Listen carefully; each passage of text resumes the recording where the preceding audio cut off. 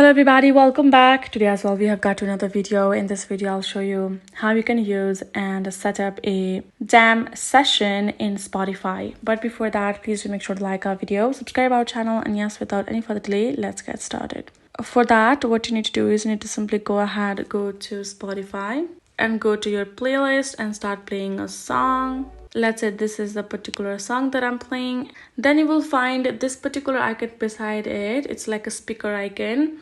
Once you do that, you will find this kind of interface, and here you should be able to find a start a jam option. Tap on that, and then you're simply gonna go ahead, select invite to bring your friends. Then you're gonna go ahead, tap on invite, and you're gonna tap on share link, and then you're gonna go ahead share the link through other messaging or social apps to your friends, or you can also get the QR code. You can have your friends scan that. You can also go ahead, tap on Bluetooth and Air place to find nearby phones close together within 1 meter. You can go ahead and invite them as well. You can also start a FaceTime call and open the Spotify app to share a jam over share play as well.